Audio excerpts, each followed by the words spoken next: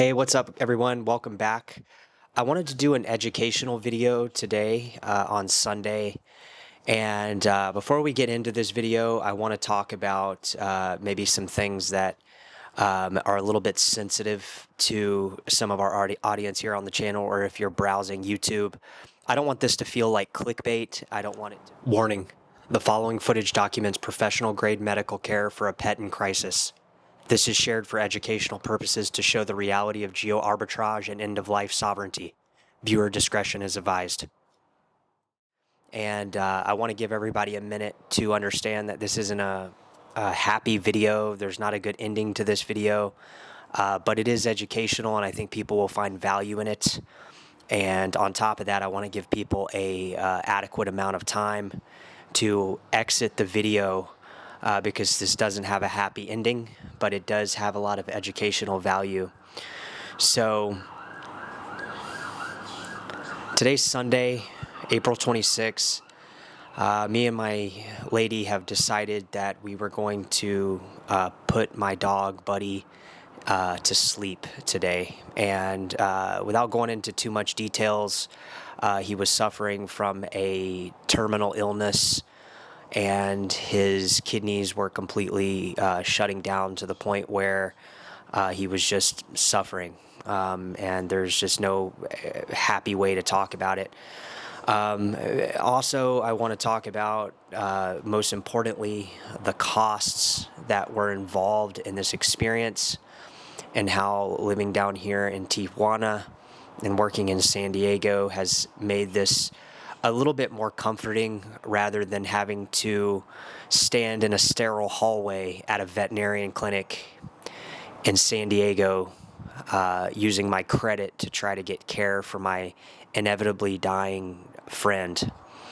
So I have the cost breakdown, and I want people to be able to utilize the cross-border geo-arbitrage when they can, to seek medical attention for themselves or seek medical attention for their loved pets. Basically, long story short, me and my brother, specifically my brother, I talked to him. He's gone through several incidences where the veterinarian clinic charged him a certain amount of money. The amount of money was substantial. It was several $1,000s. And I've gone through talking with him, and I've also gone through today and over the last couple weeks the comparison of these various treatments down here in Tijuana. So first things first, I have had hand experience with veterinarians in the United States, and as you know, they are very good, but they are very expensive. A couple years ago, back while you're watching the younger version of Buddy, back in 2019, he swallowed a tennis ball, and he had to get it removed surgically from his stomach, where they made an incision and removed the tennis ball. This took about close to $7,000. I ended up having to finance it, so it actually cost probably closer to $9,000. And this was something that had to be done, which a lot of pet owners and animal lovers, they end up finding themselves in positions where they don't have the money for cash to do these type of procedures. So they'll put them on care credit or these various, debt instruments to achieve the well-being of their health. Now, fast forward to 8 years later in 2026, without going into too much detail, we noticed some symptoms, and we decided to take Buddy into the vet down here in Playas de Tijuana. And we're going to break down all the costs for you. This vet down here, I'm not going to give any names, but they were a little bit catering more towards the expats in the United States clientele. So the prices we ended up finding were a bit inflated. For blood work and appointment, we were looking at about $280. It looks like for the same blood work that would have been in San Diego, it would have cost probably around $500, $300 to $500, $350 to $550, which is substantial for some people. It was substantial for me. I mean, I'm just a restaurant worker, guys. I don't have endless amounts of money here to expend for my pet, right? But you do what you can, right? You want to make sure your pet is gonna make it. So you'll do whatever you can to you'll spend whatever you can. You'll take out whatever loans you can, and the inevitable typically usually comes. You know, I mean, pets, they just don't live very long, unfortunately. So we're going to jump right into also kind of what happened, and then I'm going to go into the cost breakdown. I ended up shopping around because 2 months later, he ended up kind of acting a little bit more weird. We just knew something was off. So we took him down to another clinic. I'm going to do a personal shout outs to El Rodeo Veterinary Clinic in Rosarito, where they charged us only $108 for a full blood panel, another $100 for a full urinalysis. And we basically, long story short, we found out that the timeline for Buddy was very short. He had creatine levels that exceeded the number by a normal dog by a 5-fold. His BMU levels were 154. So he basically was entering a terminal stage. So we tried to adjust his diet, which we had already been doing with phosphate binders and other things. Without getting too technical, it wasn't working.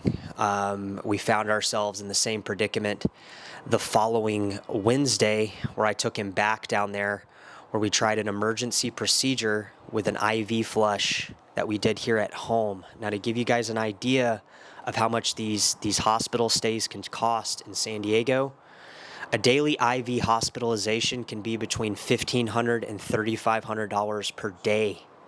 Okay.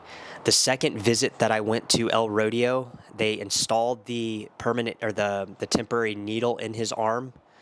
They gave us the IV drip bag, and they gave us all the proper equipment, which you'll see at the end of this video, to allow us to perform this IV drip at home.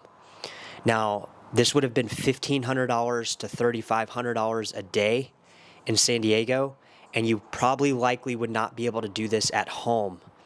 The vet tech and the veterinarian both guided me and her to how to do this IV drip, and the total for the IV drip, the 30-minute consultation, and the in-person demonstration on how to perform this at home was a total of $31. Okay, so that's another saving. We saved over $3,000. So obviously here we are. We're making a video that I didn't want to make. Obviously, Buddy's health continued to decline.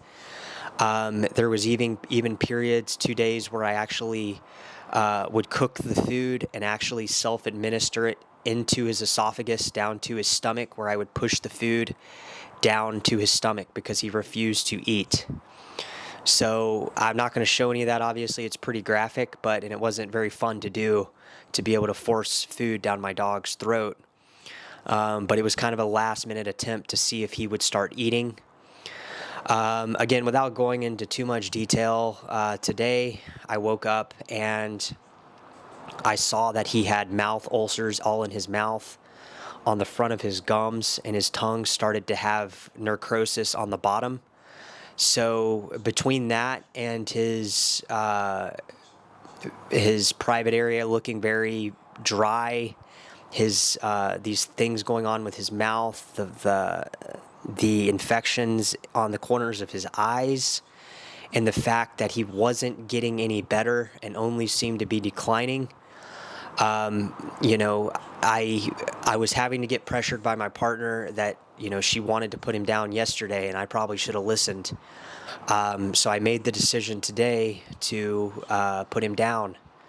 And it was a hard decision, guys. So to give you an idea on the cost for that, in the U.S., you're looking at about $450 to $900.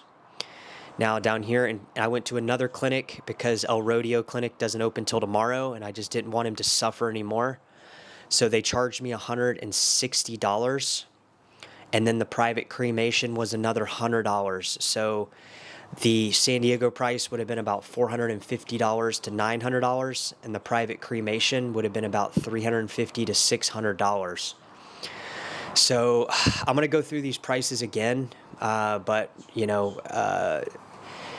living down here and being a part of this Geo-Arbitrage community that we're building here on YouTube, it's allowed me to, use this cross-border discrepancy in currency to enjoy time with my dog, and also being able to finance his final days.